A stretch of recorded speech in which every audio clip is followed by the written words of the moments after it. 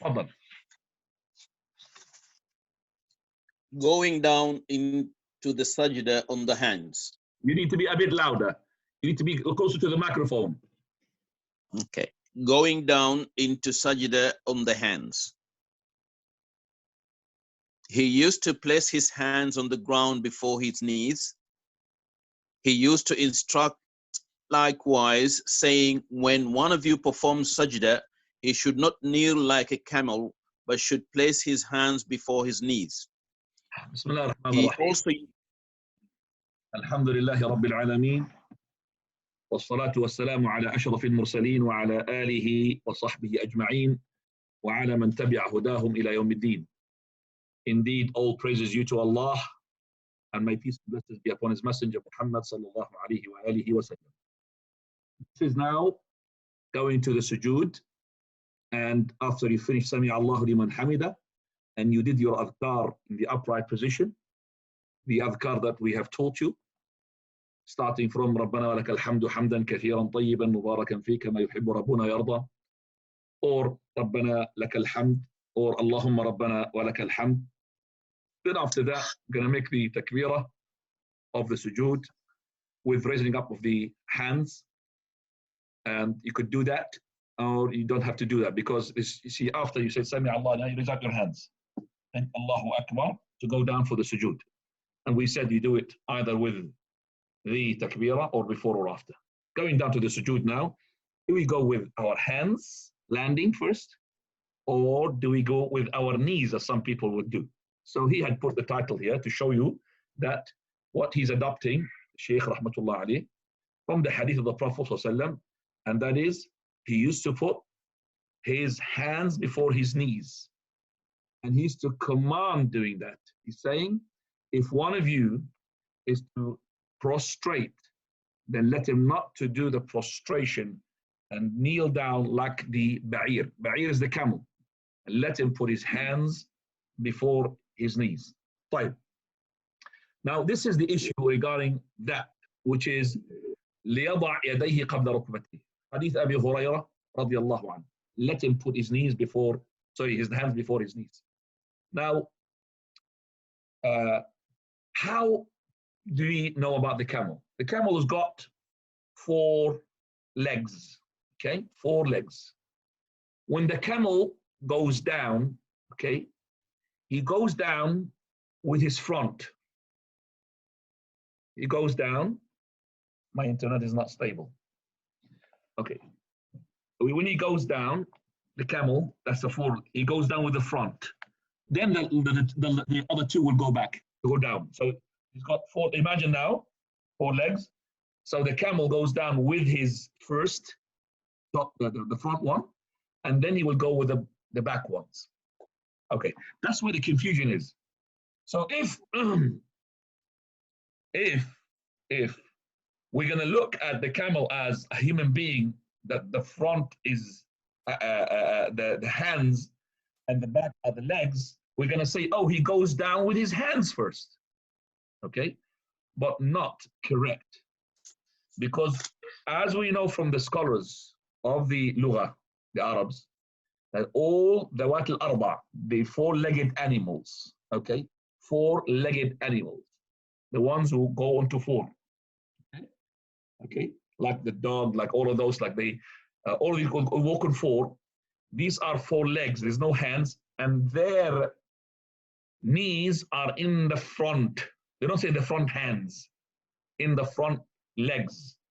So the camel, if you look at it, the front one, mashallah, it's got a massive, like our knee, you know, something that would protect him when he goes down. That's the one is called al-Rukbah. Al-Rukbah, okay? So the camel, he lands with his knees first. As we are praying, we're being commanded not to follow or imitate any animal, whether it is 1-legged, 2-legged, or 4-legged. We're not allowed to imitate the donkey. We're not allowed to imitate the crow. We're not allowed to imitate the hen. We're not allowed to imitate the rooster, the cock. And we're not allowed to imitate the monkey. We're not allowed to imitate the dog. And here we're not allowed to imitate camel. We're not allowed to imitate animals. So when the camel lands with his front, where he lands on his knees, we differ from him, we land on our hand. Okay? So, and the hadith is clear. He says, let him put his hands before his knees.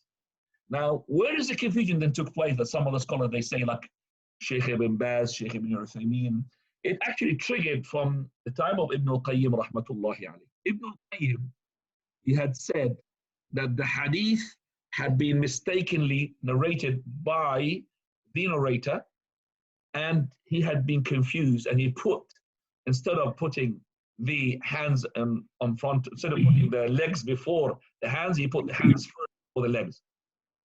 Because Ibn al-Qayyim, he basically, everybody's a human being. He had mistakenly didn't realize that the four-legged animals, their knees are in the front. Number one. So he lands with his knees. So we land on our hands, number one. Number two, and that is to say that the narrator had made the, swapping this in front instead of this, we're going to open a door here for anybody to say, well, this hadith is not correct.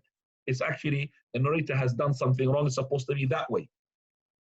So we cannot just open that gate and just say that, oh, the narrator inqalaba ala rawi in Arabic. Inqalaba means like he did not really make it correctly. Sometimes it's correct, but we cannot open that door. Number three, the Prophet ﷺ, this is going to be talking logic-wise. Prophet ﷺ's masjid is made of pebbles. Pebbles are very hard, okay? Regardless of how soft they are, they're going to be hard. It's not like the carpet. Now, if we're going to be logically adopt the opinion of landing on our knees first, you try it. You put some stones and you land with your knees on your stones. What's going to happen? You're going to have a kneecap. You're going to have a knee shattered straight away. One, because you're going to land like a boom with your knees, and that's going to hurt your knees. But because some people land on their knees because it's a carpet, okay, that's why they don't feel the pain. But if it was a pebbles, you will fail. You will know definitely that this is not the correct opinion. Also, if you ask a doctor, and I have asked a doctor, and plus I had an old man who used to be in our masjid, and still alive, mashallah, alhamdulillah. And he said to me that, when he had heard my talk regarding this issue, he said, I went to the doctor of my bone doctor, consultant. And I said to him, I do, something wrong with my pain in my knees. So he tested my knees and he said to him, it's because of your prayer. SubhanAllah. And he's a kafir doctor, he's not a Muslim, a non-believing doctor. It's because you pray. SubhanAllah. So he said to him, because you pray, and that prayer of his that made it that kneecap, because he was landing on his knees. But when he realized from my talk that, you land with your hands, much, much better, because you land softly with your hands, and the knees goes first, after. When you go up, the knees goes first, then the hands goes after. So it's the opposite. So when you go down, right, I'm going to put that now to you, so you can just see what I'm talking about as a demonstration here.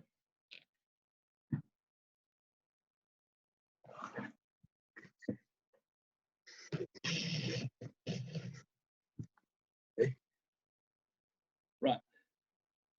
You could tell that if the person landed like this, he's like landing like, it's a camel.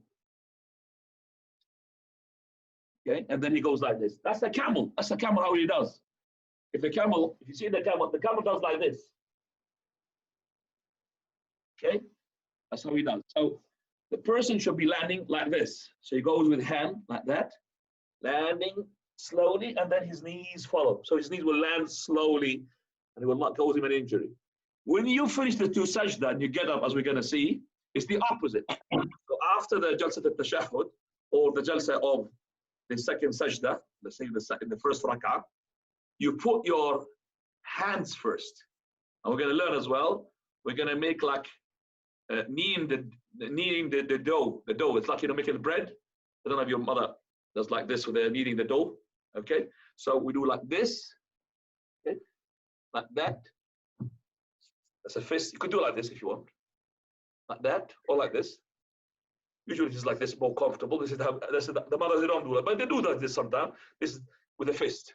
Okay, then knees first, then hands second. Okay, that's how you do it when you need to get up. Fine.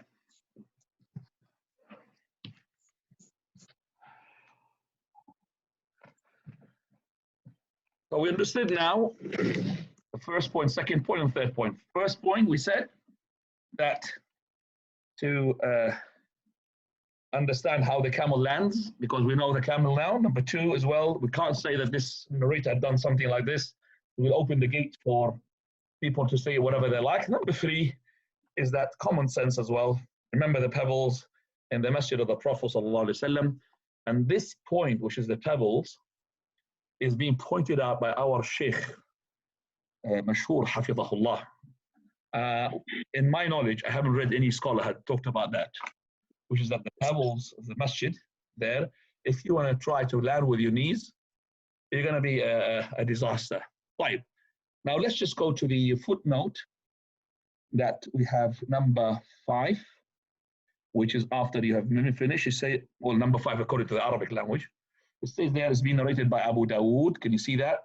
Okay, right.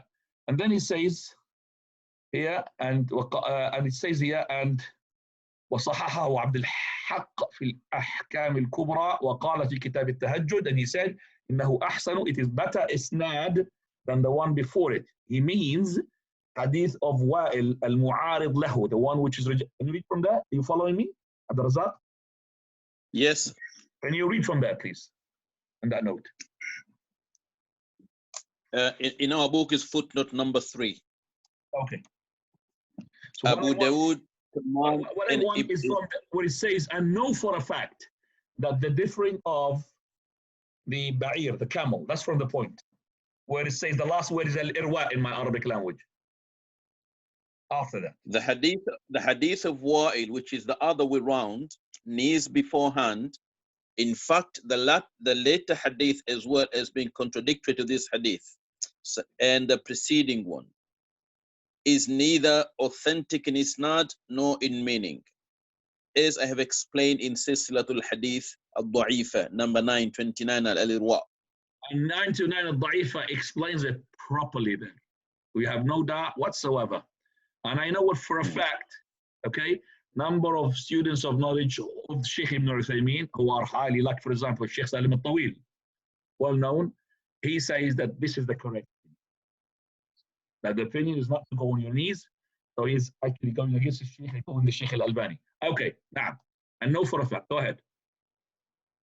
It should be known that the way to differ from the camel is to place the hands before the knees, because the camel places its knees first. A camel's knees are in its forelegs, as defined in Lisan al-Arab and other books of the Arabic language, and as mentioned by Tahawi in Mushkil al-Adhkar and Sharh al-Ma'ani al-Athar. Mushkil al-Athar. Mushkil al-Athar and Sharh al-Ma'ani al-Athar. Correct. Also Imam Qasim al-Saraqusti, rahimahullah, narrating the Gharib al-Hadith with Sahih Isnad. Abu Hurairah's statement, no one should kneel the way a runaway camel does. And then added, this is in sajda. He is saying that one should not throw oneself down as a runaway or untamed camel does, hurriedly and without calmness, but he should go down calmly, placing his hands first, followed by his knees, and an explanatory marfu' hadith has been narrated in this regard. He then mentioned the hadith above. Yes. As for Ibn al-Qayyim, extremely strange statement, these words are incomprehensible and not understood by the experts of the language. These are the words of Ibn al-Qayyim. Yes. It cannot be common sense, and they don't know it. Go on. It is answered by the sources that we have mentioned, and also many others which can be consulted. I've also expanded on this in the refutation against Sheikh al-Tuwaijiri, which may be published. Right. End of quote. And Jazakallah khair. Now, if I want to go through the refutation of the theme, then we're going to go to half a lecture. So we will leave that if you want. A refutation regarding this issue. But alhamdulillah, we know now correct opinions to go with the hands. But it is kitab, which is asl sifat al-salah. The asl. The asl means where the book is coming from. Remember we talked about the asl. The asl is 3 volumes. Show you the asl.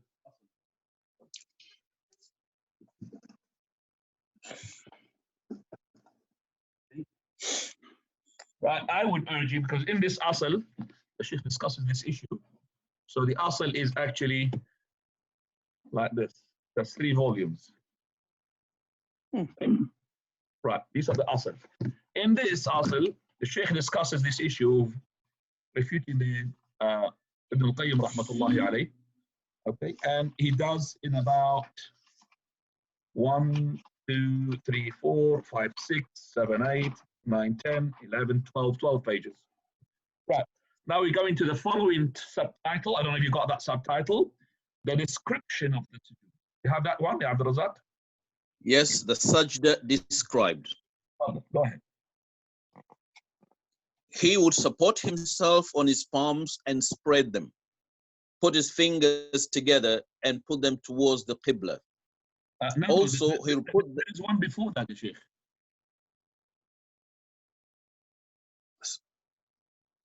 He used to say that the hands, they prostrate like the face prostrate. There's one before that.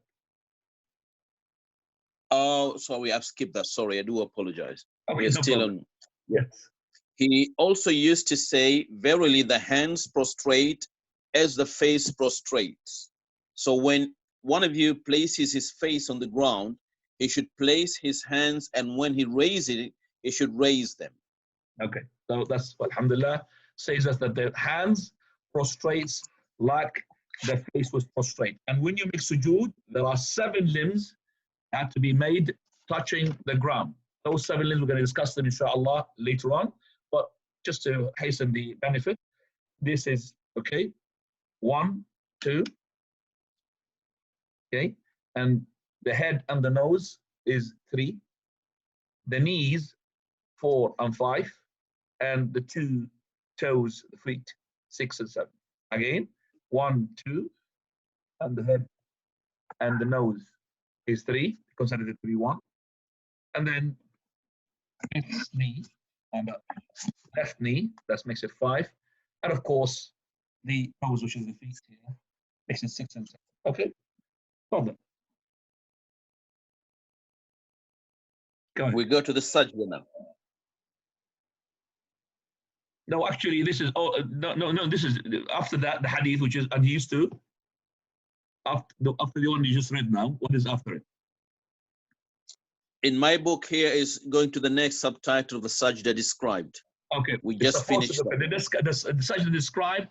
Okay, the sajda described is supposed to be before that hadith, but never mind. You understand me? The sajda described before that hadith that you just narrated. Yeah.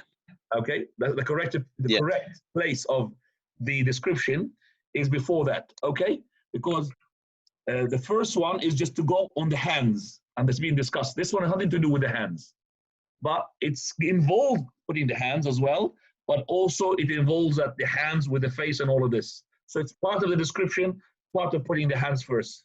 Okay, go ahead. Okay. Sajda described. He would support himself on his palms and spread them, put his fingers together and point them towards the Qibla. Also, he'd put them in his palms level with his shoulders and sometimes level with his ears. He would put his nose and forehead firmly on the ground. Okay. He stop. said, Stop. Just up to you. Just make sure that you understand what I'm saying. This is the word, okay, says here, sifat sujood, the description of the prostration, which you have read, the title. First hadith in it, وَكَانَ يَقُولُ, it used to say, bury the hands, the prostrate like the face. So I start from there. And also in my old book, I've got sifat sujood, which is here on there. That's why I just said maybe the translation had made it after the hadith. That's number 1. Number 2, that is when we make the sujood, he says, he used to basically depend upon, let's just say I'm on the table now making sujood. Okay, that's the table, and I'm making my sujood. So placing the hands, that's why it depends upon them. These hands towards the qibla. Okay, and he used to, says here, make his fingers together. Making fingers together is when you give the haram, exactly the same. There's no difference between the haram and this one. So it is not extremely together like that, and it's not open, it's like normal. Normal, my hands, it's like these will be together, and this one is just always away from it, thumb. So this is like, so these will be together always, and this one is, but it's not like that, because this is not comfortable, not even comfortable. So this is, so it's not like this, and it's not like that.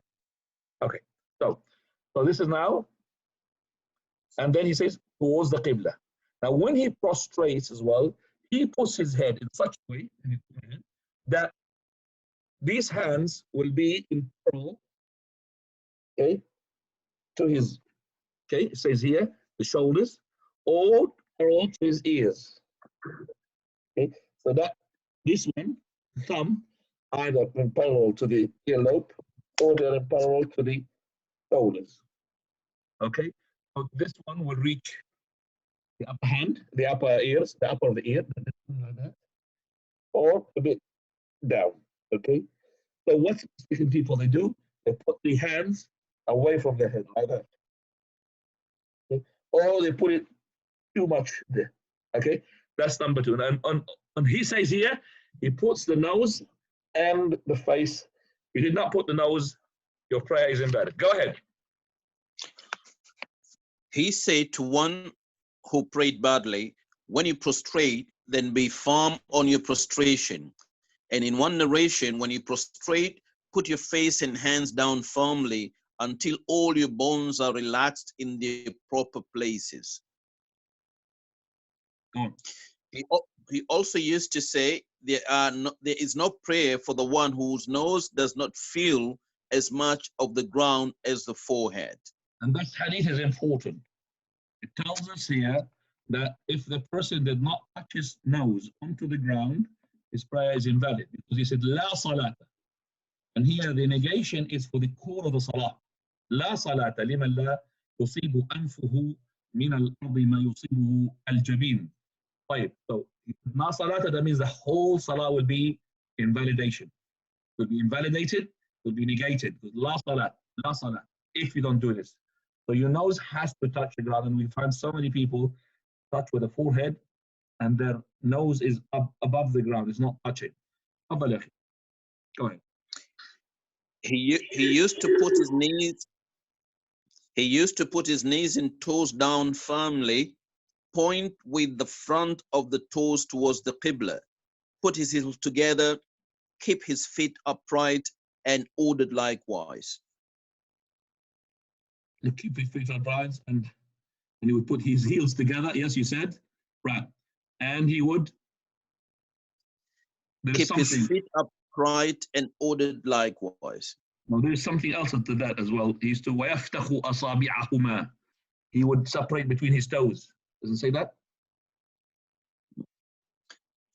It doesn't say. He just keep his feet in ordered like he was only point with the front of the toes towards the qibla. That's all what is on the. Okay, let me translate it according to what is the Arabic here, because it's a very important point here, as one says here. He used to place his two knees and his feet on the ground, and he would make his toes facing the qibla, and he would put his heels together. Yes, that's correct. And he will put his feet upright, and this is how it's being commanded. After that, and he used to separate between his toes. Okay, separate. And I'm going to show you in a minute. And this is number 9, separating his toes. This is Abu Dawood at-Tirmidhi, and he made it sahih. Do you have that footnote for that? Dawood at-Tirmidhi, Ibn Majah, An-Nasa'i, Dawood, Abu Dawood at-Tirmidhi, Nasa'i, Ibn Majah. You got that one? Footnote number.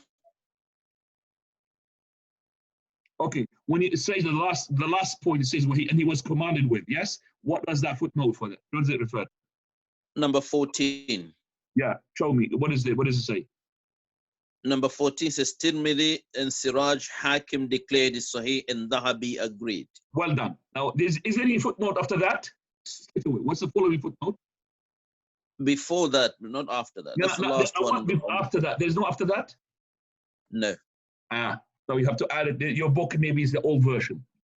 So when you need to add, and he used to separate between his toes.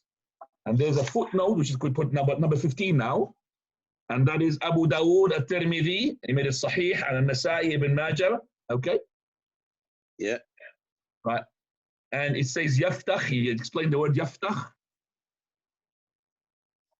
So that means he would bend them towards the, he bends them. I'm going to show you now, inshallah. Right. Let me just finish, first of all, the description, and we'll go describe it. Go on. Go ahead. Finish, and then I will hence, hence, these are the 7 limbs on which he sallallahu alaihi wasallam would prostrate: the palms, the knees, the feet, and the forehead and nose, counting the last 2 as 1 limb in prostration. As he sallallahu alaihi wasallam said, I have been ordered to prostrate. In one narration, we have been ordered to prostrate on 7 bones on the forehead. And he indicated like this. He did like this, indicated, pointed to the nose. By moving his hand around his nose, the hands in one version, the palms and knees and the toes, and not to tuck up the garments and hair. Right. Let's just explain this hadith. Basically, that the Prophet ﷺ, he has made the nose and the forehead is to be 1 limb. So he said, I have been commanded, or in another narration, we have been commanded to prostrate on 7. Then he pointed to the jabha. Jabha is the forehead.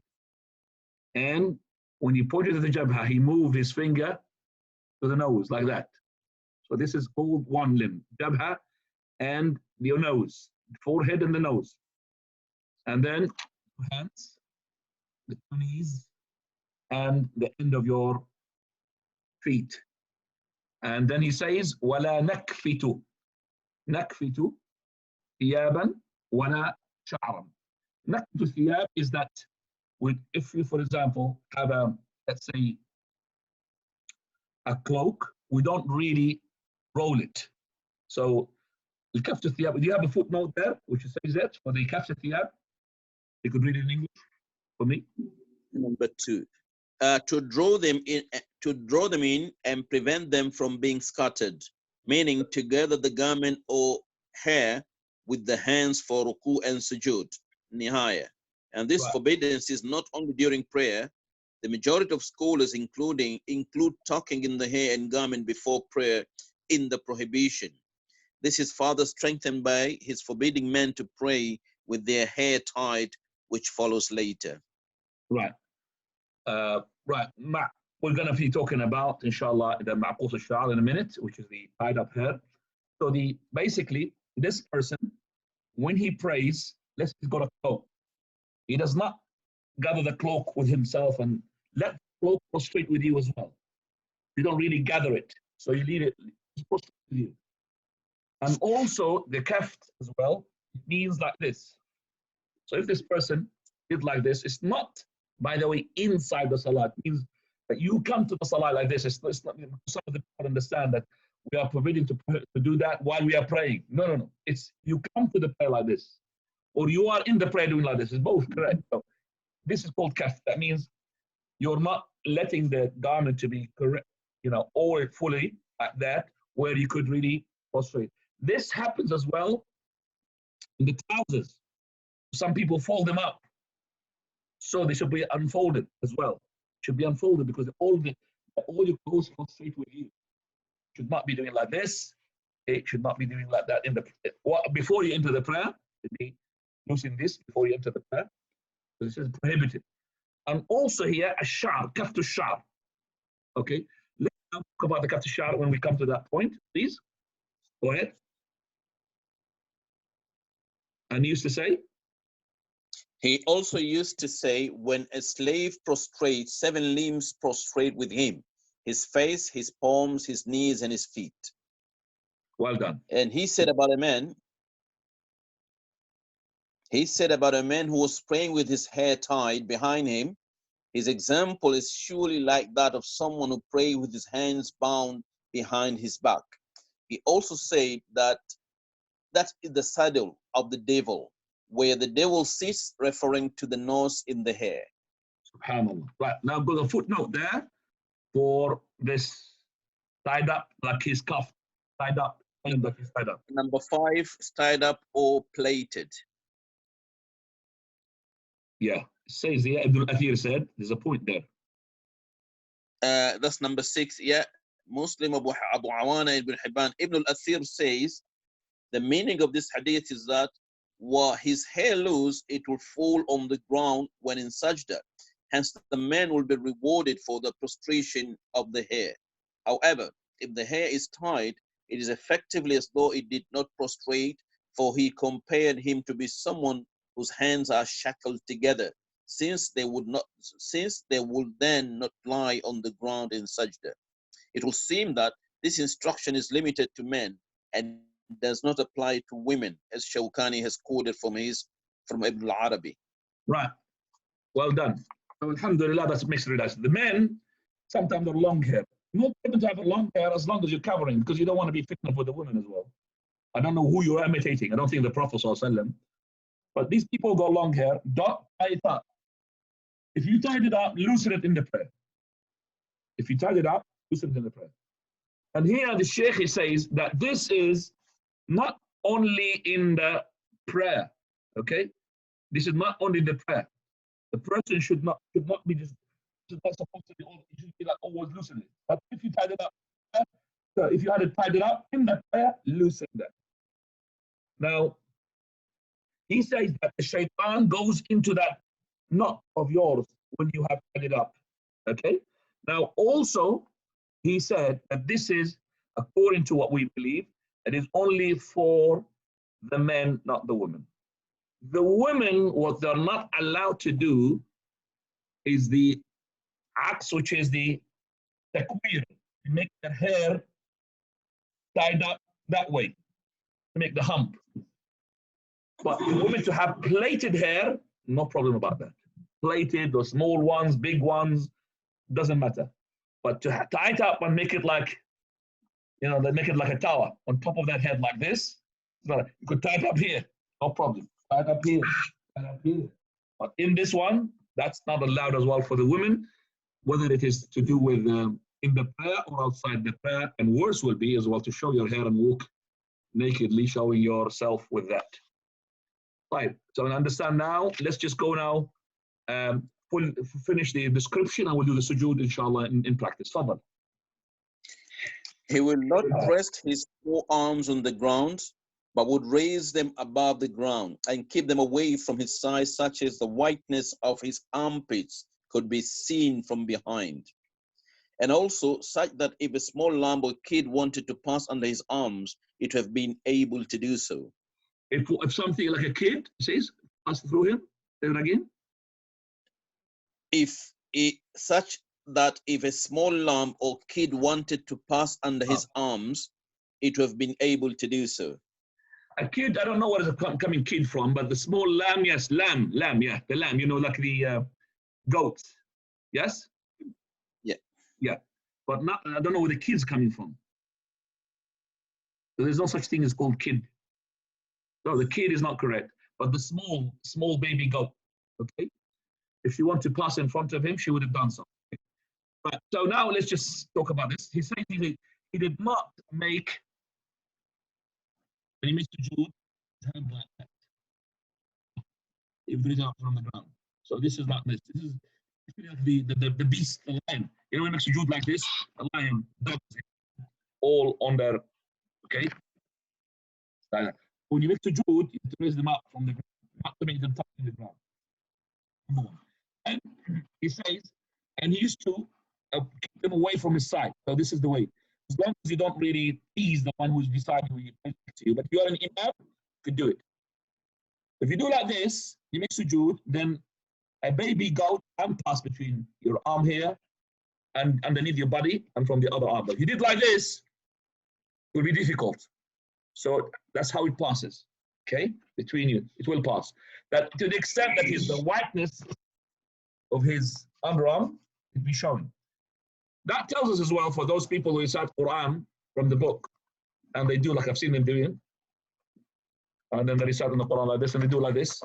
They will not be applying the Sunnah, because as soon as they do like this, it's going to fall out from them.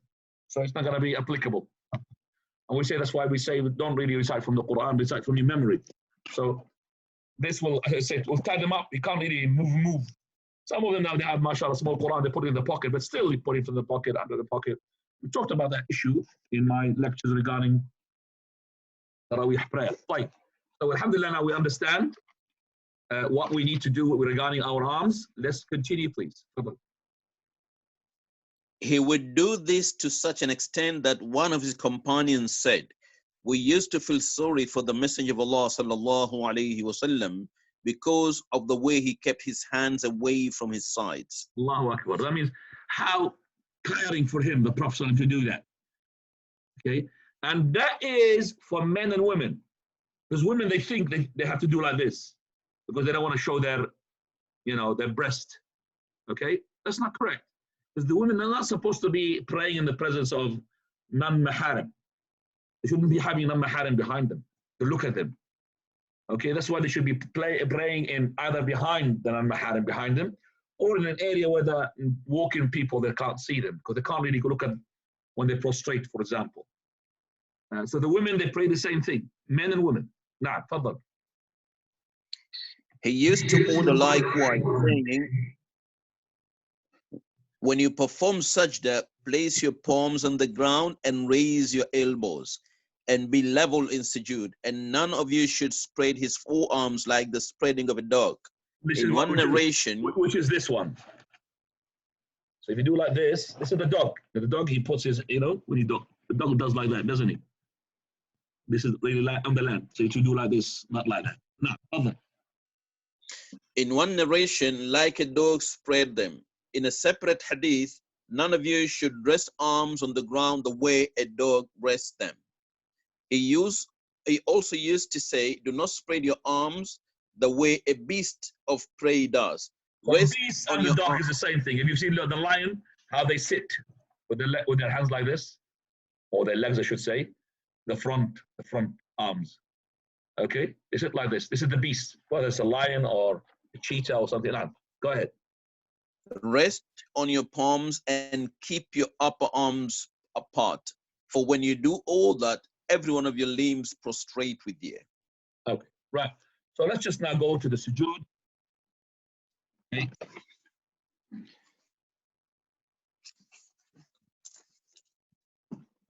Right. Okay. Right. We said that when we go down from, we go down on our hands first, then the knees. Our hands are these fingers together. Mine, by the way, this one is always like this. This is the natural life of me. If I do like this, it's going to be hurting me. So that's why it's separate. Some of you, maybe even some of them got like this, but the natural way. You're not really exerting pressure to really put them together.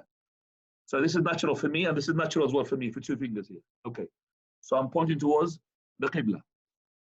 Okay. And then he says as well that when you put your head, okay, your head is between your hands like that. Can you see that, yeah? With your head like this. So your hands, this one, the top of it, is in parallel for the top of your ear, or you could go a bit down, like that. So like this, or like that. You see, look how the companions are so precise. You can do it like this. Can you hear me, guys, or you can't hear me when I'm in the sujood? We can hear you. Okay, you can hear me, alhamdulillah. So, like this. Okay, and then he says, don't put your elbows, on the floor like that. This is the beast or the dog. So it could be like this. And don't make them like this. Whether it's women or a man, they're like this. So even the armpits would show the whiteness. But if you are praying in a jama'ah, don't tease the people who are next to you. Okay? So we got now, also the head and the nose are touching. Head and the nose are touching. These are pointing to the Qibla. These are away from my arms. They are away from the floor. Okay, now we come into the back. These are, okay. Now, right. Let me, subhanallah. We need a microphone here.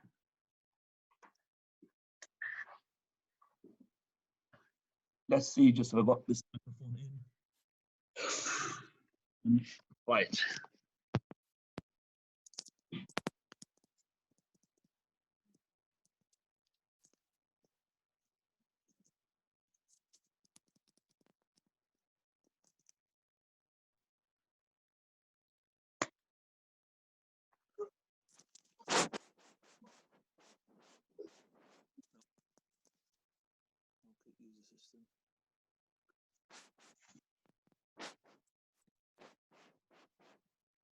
Not working. Well, doesn't matter. I'm going back now.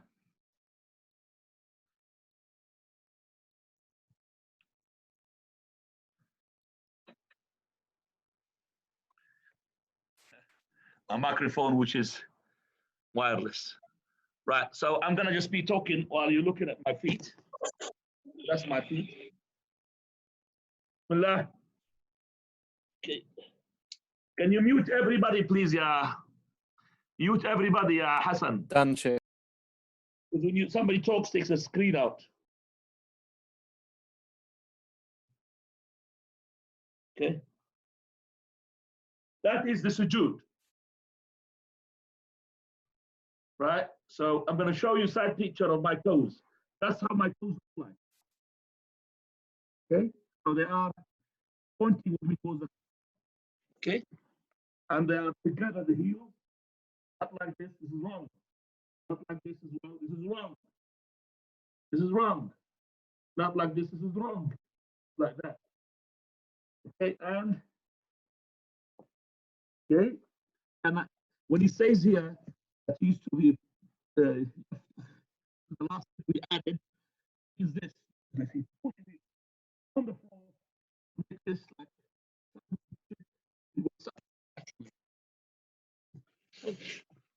Sorry, Sheikh, we can't hear you at the moment, what you were just explaining there. okay, I don't know how far do we reach where I said that when you press it down, the toes will separate. Sorry, Sheikh, your voice is gone again. We can't hear that part when you're speaking. Okay. Can you hear me now? Alhamdulillah, we can. It's because it's to do with the phone as well, because I'm far away from the tethering. Right, so what I did, basically, I had put my toes underneath the last word which we added to the book. وَكَانَ يَفْتَخُ فَتْخ. That means you would push the toes underneath. When you push the toes underneath, they will point towards the Qibla, plus they will have a space in between them. Okay, that's what it means. All right? I hope that, alhamdulillah, I have explained the way that the sujood is proper, inshallah, and we're going to open now. Now we're going to just go to the last bit, which is wujub al-tumanina, and then we'll open the question and answer. Please read the following title, small title. The obligation to be at ease in sujood. He sallallahu alayhi wasallam used to command the completion of ruku' and sujood, comparing someone not doing so to the hungry man who eats 1 or 2 dates, which are of no use to him, and also saying about him, he is indeed one of the worst thieves among the people. Allahu Akbar. He So also the worst thief is the one who steals in his prayer. That's the worst thief. So when he does not complete his sujood, he goes boom, bah, boom. He just touches the ground and goes up. His prayer is invalid. Go ahead. He also ruled that the prayer of one who does not straighten his spine fully in ruku' and sujood is invalid, as has been mentioned under the ruku', and ordered the one who prayed badly to be at ease in his sujood, as mentioned before. Okay, so in our little book, which is the Talkhis Sifat Salat al-Nabi, we find that now we got another pillar to be added to the pillars before, and that is the sujood. So sajda is a pillar, rukn. So sujood is a pillar. Right.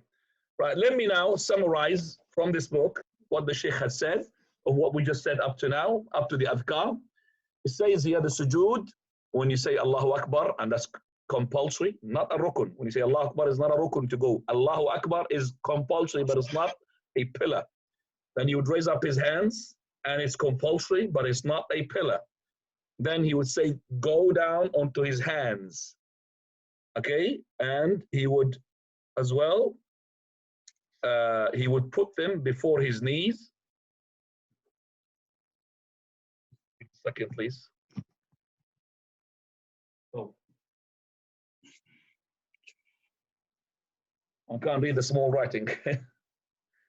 Right, and he puts them before his knees, and that's how the Prophet ﷺ commanded. And this is which has been established to be confirmed from the Prophet, and he did forbid for us to imitate the landing of a camel. For verily he lands on his knees, which are in his front legs. So if he is to prostrate, this is a pillar. He would depend upon his two palms, and he would spread them, but he would make his fingers together, and he would point them towards the Qibla, and he would make his palms in parallel to his shoulders, sometimes in parallel to his ears, which is the earlobes, and he would raise up his elbows from the ground, and that's compulsory, and he would not put them in the ground like the beast, and he would make his nose and his forehead on the ground, and that's a pillar, and he would put his knees and his feet, and he would, and those 7 limbs are to be a pillar, okay, and then he would put them up, okay, he would put them up, and all of this is to be wajib, compulsory. So we have now a pillar in the sujood, which is the most important. That is, your pillar is the nose and the, okay, and also to have the 7 limbs. But is the 7 limbs, okay, if the 7 limbs are pillars on all of them, let's say, for example, a person who prayed like that.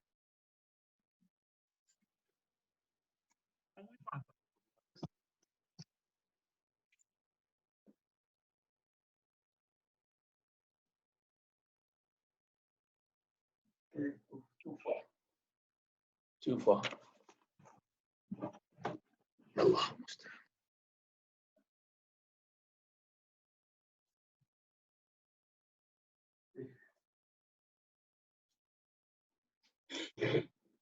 We do find people praying like this, where he puts his feet and prostrate.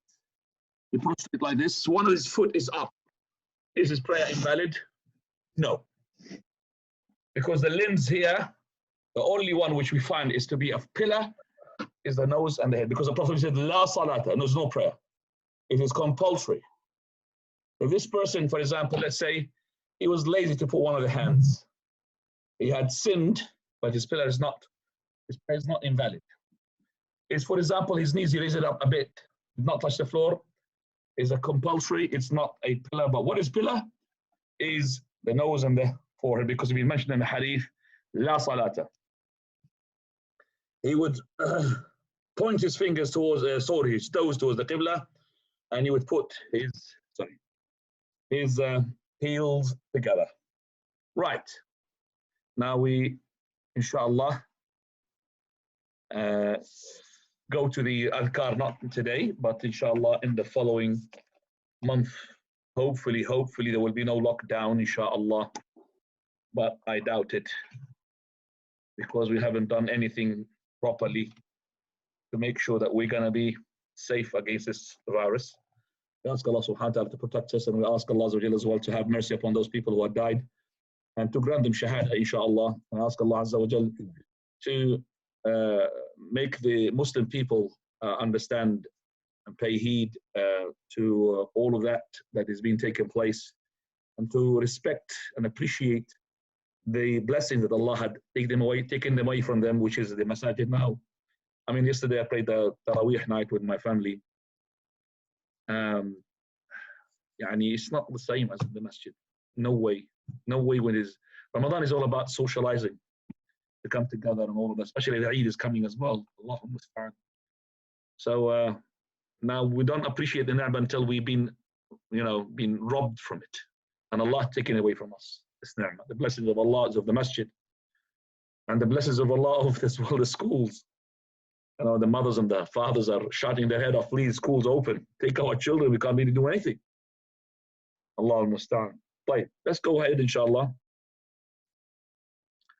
to the questions. And as we have taught you, and the brother, mashallah, Ahmad, he had told you, so you raise up your hands, and he will straight away give you the, go ahead, Fadl. Ayat, please go. Okay, the hand was raised a second ago. Doesn't matter. If you are a sister, you still can ask a question. If you're a brother, you could ask the question. The chat, okay, they're writing the messages. Please, we leave that for the sisters. If you want a brother, want to ask, maybe the sisters are shy, but you're allowed as a sister to ask the question on the microphone, because your voice is not aura. It's not aura. Who says it's aura is wrong. But we ask the sister as well, but when she asks a question, to ask it in a way that there is no, basically twisting in it. Basically, that's the men lust will be provoked. Now,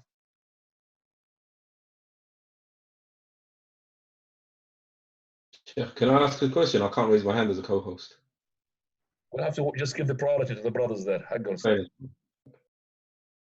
Maybe they can't raise up their hands. If you wanna, okay, I'll give you the go ahead to please, everybody unmute, mute yourself. Please, everybody, because I'm gonna give now to unmute everybody, because I know there's gonna be noise now.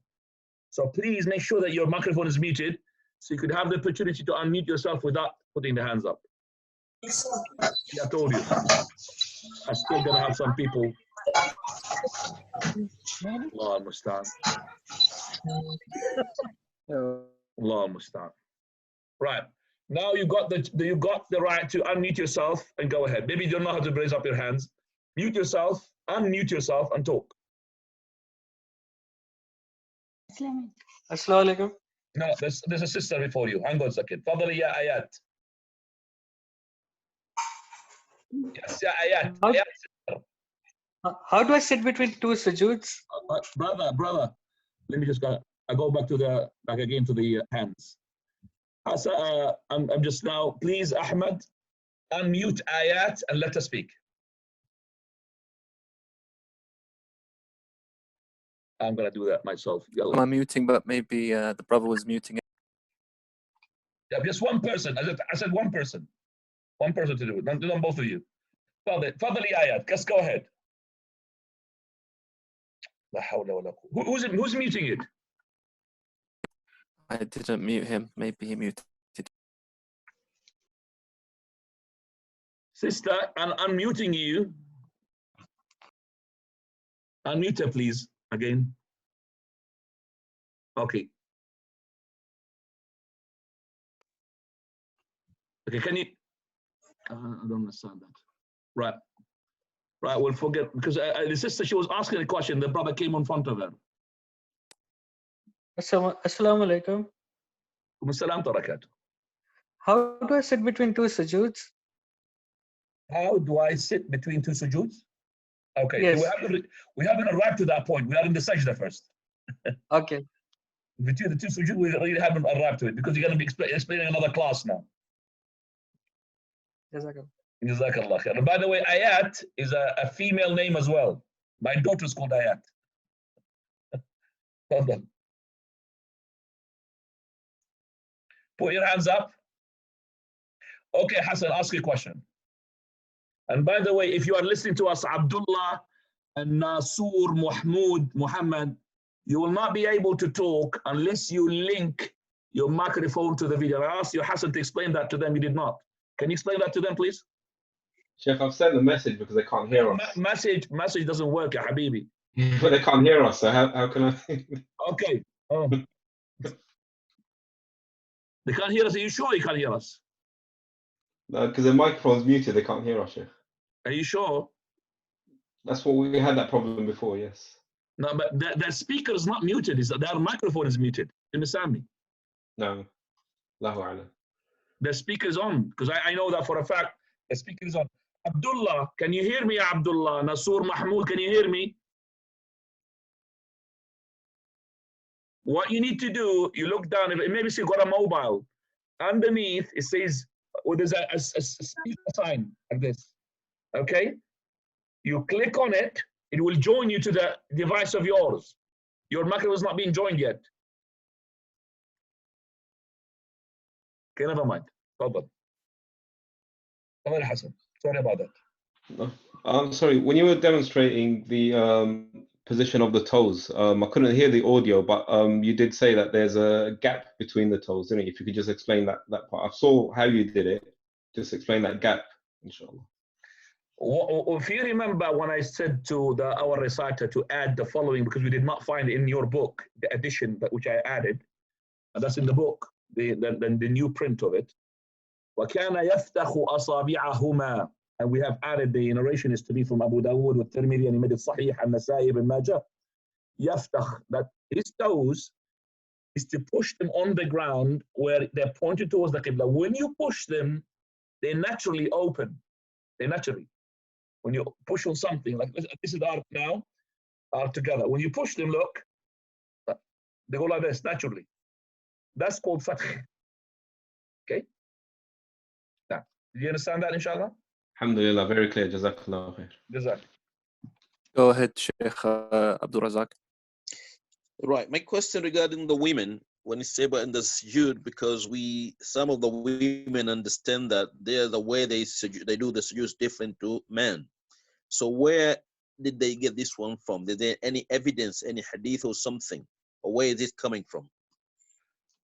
This is coming from the wrong of understanding of some of the fiqh that is coming without a proof.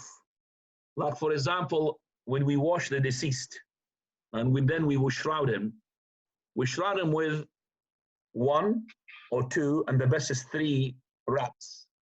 They made the women to be 5 wraps. And the 5 wraps has stemmed from a hadith, Layla bint Qa'if al-Thaqafiyya, which is not authentic, that one of the women, the daughter is actually, the Prophet, she's been wrapped by 5 wraps, which is not correct. It was 3. But we do have a general principle based upon a hadith of the Prophet. إِنَّمَا النِّسَاءُ شَقَائِقُ الرِّجَالِ. Verily, the women are the brethrens or the sisterins of the brothers. They are, in terms of in front of the law and the rules of Islam, they are the same. Unless that there is something would indicate otherwise. Look how, for example, Salama, she understood the hadith of the Prophet ﷺ regarding the garment. Prophet of Allah, he said, مَا أَسْفَرُ الْكَعْبَيْنِ فَفِي النَّارِ. Whatever is below the heels, I'm talking about not the heels, what is this called? The ankle, sorry. But below the ankles, this one, the ankle. Below the ankle is in the hellfire. That means not the garment, the person who's got this garment in the hellfire. So Salama, she said, Messenger of Allah, what are the women? So straight away here, understanding that this hadith is applicable to men and women. Straight away she said, what about the women? So that means the women, what are they going to do regarding this issue? So should they do as well, raise up their garment above the ankles and show their feet? He said, no. The Prophet said, Yurkhina shibra. So from the ankles, 1 handspan.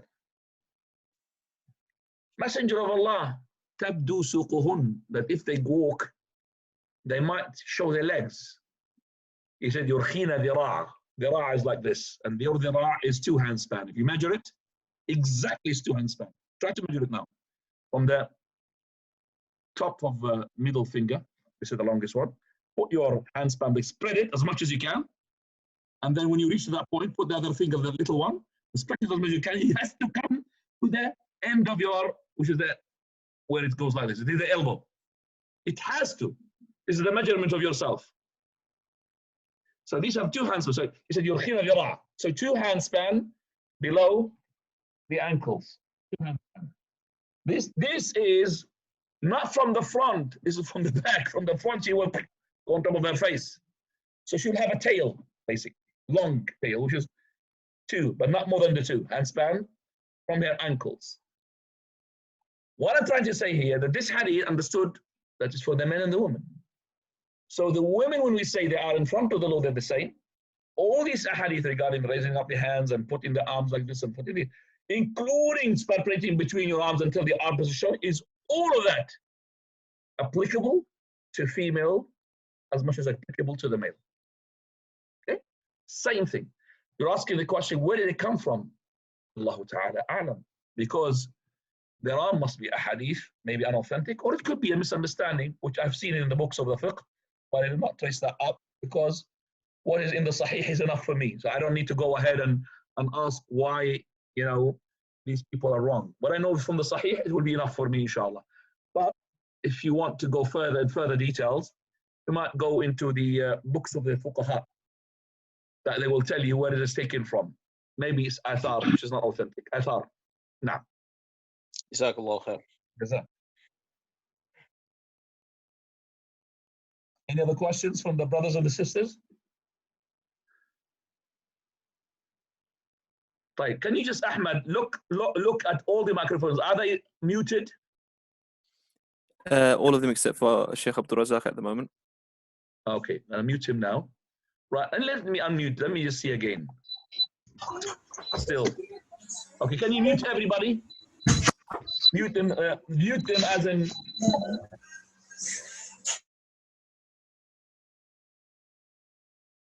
the inability now to go and unmute yourself. Anybody want to ask a question now? Go ahead. Sorry, Sheikh. When I muted everybody, it muted you as well. I apologize. Doesn't matter. So anybody want to ask a question now? Unmute yourself. Any questions in the chatting? Sheikh, assalamu alaikum wa rahmatullahi wa barakatuh. I knew that you couldn't really raise up your hands. I knew it. Did you know how to raise up your hands? Yes, please. But there was somebody else asking a question, so I could not ask my question. We're asking who can you raise your hand. Can you raise your hand? Show me, please. Can you raise your hand? No problem. No problem, Sheikh. That's good. Is that all right for you? Yes. You should have done that. You done that. Okay. The brother would have clicked you straight away. Can I come on? Okay then, Sheikh. Jazakallah khair. Shukran. Please block everybody except for him. Yeah, Hassan and Hassan Ahmad. Please block everybody except for him. Now. Yeah. Go ahead. Yes, Sheikh. My question is about when you're going to sujood, the legs at the back. Do they meant to be together or they meant to be separate? The legs. Yeah, your feet are meant to be together, or you don't have to put them together, or you have to separate. So let's just apply what you are thinking. It will not work. You're saying to me, okay, so when I'm going to be sujood, I'm going to be like this? Oh, no, not like that, Sheikh. When the toes, when you're bending your toes down, yeah, and then you put them together when you're in sujood. We said that. These are together. We said that. We said together. We said it like this. Can you see that? Yes. Yeah. What it means in the front like that. They're not like this. Okay. You can't sit down like this properly. You're gonna fall. All right. Like this. Okay. Okay. I missed the other part, before I didn't. Yeah, no problem, inshallah. No problem. I want you to interact. Jazakallah khair. Okay, mute him, please, straight away, Hassan. And let's go to somebody else. Unmute yourself, brother, and ask the question. Any person. Sheikh Ishaq. تفضل. مرحبا شيخ. كيف حالك؟ الحمد لله. توقيع بدك توقيع؟ التوقيع كان جميل شيخ ما شاء الله. طيب. خير إن شاء الله. طيب any suggestion, any question do you want? I was asking Sheikh the suhoor end. Have you seen my question upon WhatsApp today? No, I did not. Go ahead. What is that question? The question for in our mosque we don't put the end of the suhoor, just we put the Salatul Fajr time. So the people asking us here why we don't have the end of the suhoor. You mean so, time for imsak? Time for imsak. Imsak means abstaining from food. Yeah. Okay. That is a bid'ah which is being done in the past in our masajid, not anymore, which is about 20 minutes to half an hour before Fajr time. They will put you a time that you should not eat food. Subhanallah. Okay, they say this is out of precaution. Out of precaution. We have to understand, mute everybody please.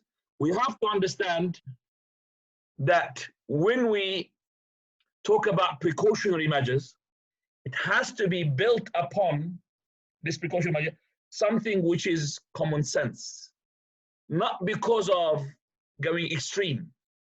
Going extreme is called tanattu'. Tanattu' in Arabic, in the hadith of the Prophet, halaka al-mutanatti'un. Mutanatti'un are the ones who go extreme. They are destroyed. They've gone. They're finished. They're finished. Halaka al-mutanatti'un. Ala halaka al-mutanatti'un. What is tanattu'? It's like it goes extreme. I'll give you an example. Regarding Ramadan, let's say, for example, yesterday. Yesterday was the 30th of Sha'ban.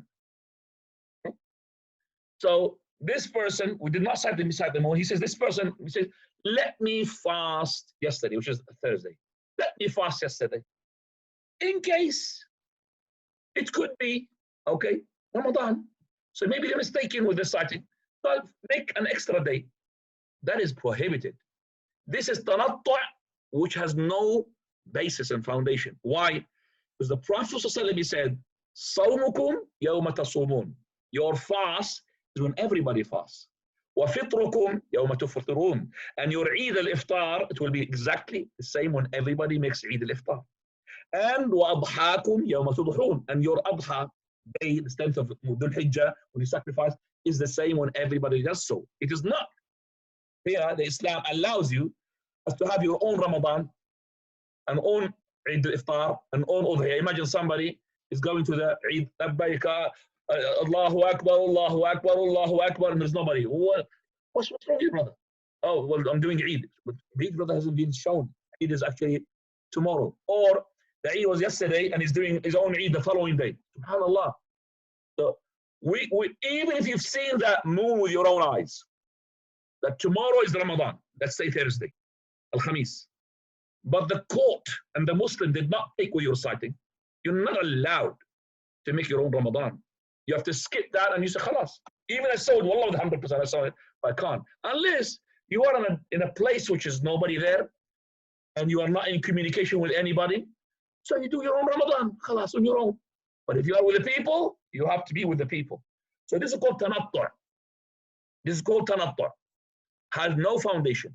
Same thing here with making abstaining. We know that the Fajr adhan, still in itself, the adhan is not even correct. There's a precautionary period in it. There's a precautionary time in it. Subhanallah. So we find, for example, the masajid and the Fajr, they differ. In this country, they differ so much. In our countries, the Fajr itself is at least 15 minutes before Fajr.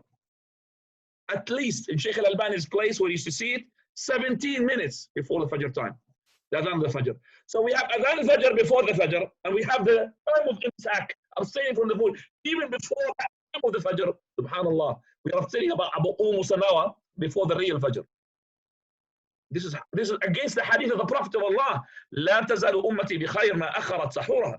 My ummah is upon triumph, upon victory, upon happiness, upon all these things which are good, prosperity, as long as they delay the pre-dawn meal. But this guy, they want to bring it forward.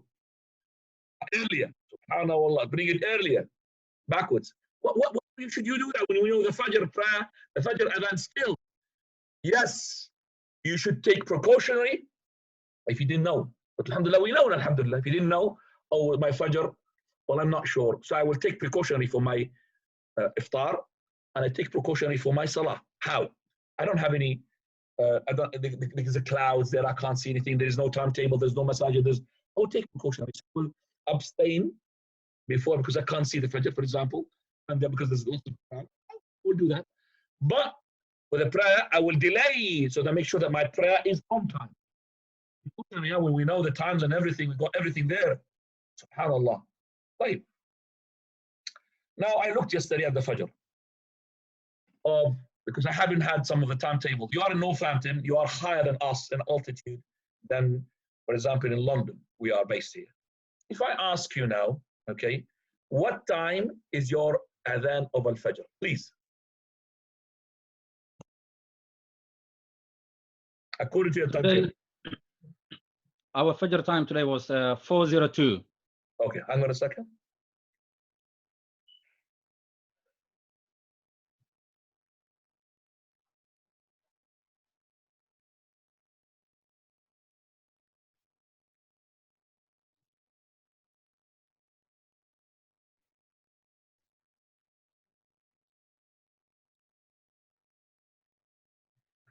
Okay.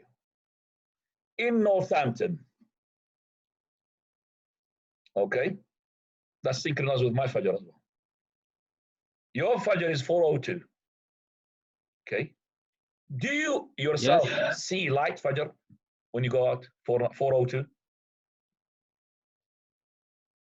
No. It's dark. And It's really dark, dark. yes. Very dark. Okay. Very dark, absolutely, yes. I checked it. I know. Okay.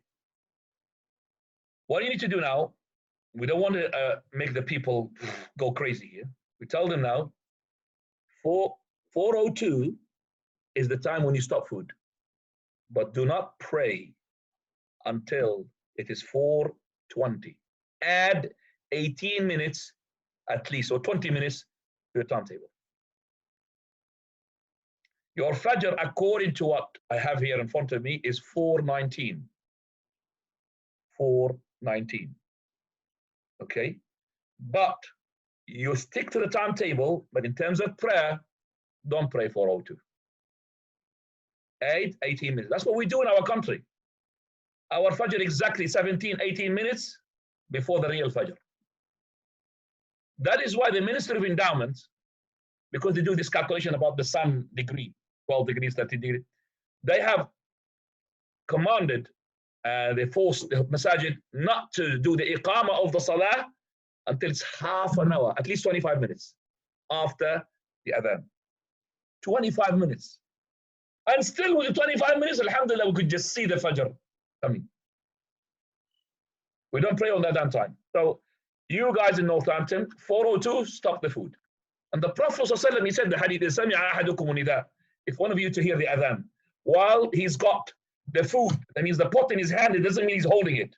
It doesn't mean, oh, keep holding it in case you got the adhan so you could drink from it. No, you are eating. And you started the food before the 4:02.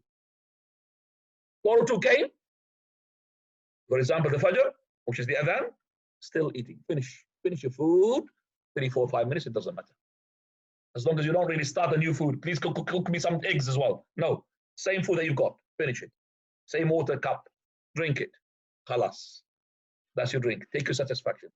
إذا سمع أحدكم نداء وفي يده الإناء فلا يضعه. Come on, do not put it down.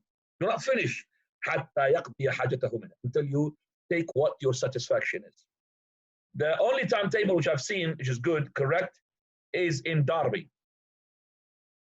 Derby Masjid, which is a Salafi Masjid, Derby is much higher than you, Northampton. It's higher than us twice, altitude-wise I'm talking about. Their Fajr, yesterday, that's what I just said to you, yesterday I received their timetable only very late during the night because I've been talking to the Imam and he doesn't listen to me. I know he's busy.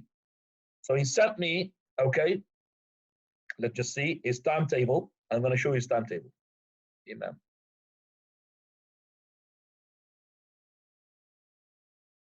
Imam.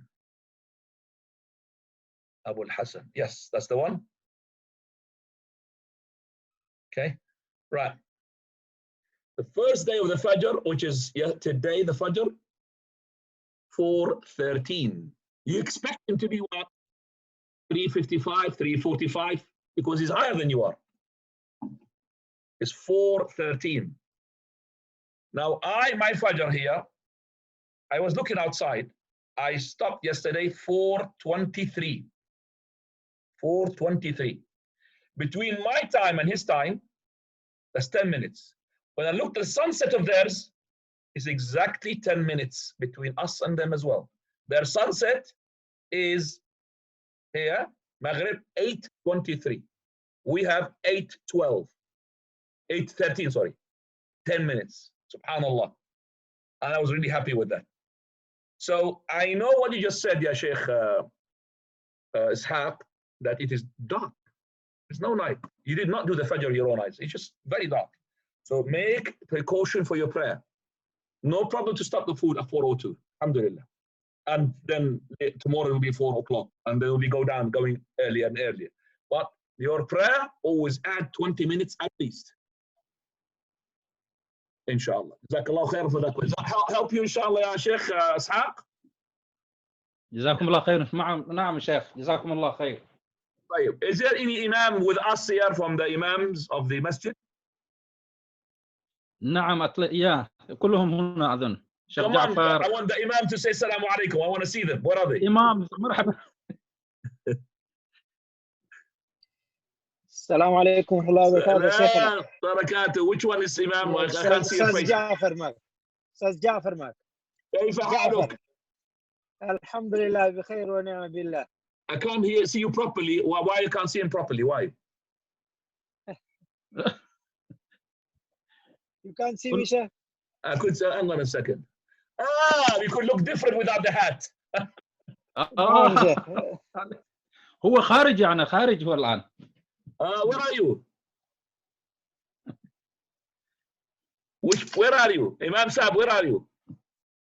Yes, Sheikh, I'm at work. You are at work? Yes. Okay, what is the third Imam? أنا في البيت يا شيخ. And the second was the third one, the third one. لا السكن هو الشيخ عبد الحفيد هو موجود هنا كمان. إلا نرى صورته هنا. السلام عليكم شيخ. سلام بركات. هذا عبد الحفيد أي نعم. But what أيوة the other one? I want the other one. Where's it? I didn't see his face. The other one. الشيخ عبد الرزاق. الشيخ عبد الرزاق اللي كان يقرأ. اللي كان يقرأ هذا. No, but that means there are four. You, Sheikh, which is his picture is here, and there is a third one which is with the glasses. Not عبد الرزاق. Somebody else. جعفر. شيخ جعفر هو الذي كان يكلمك الآن.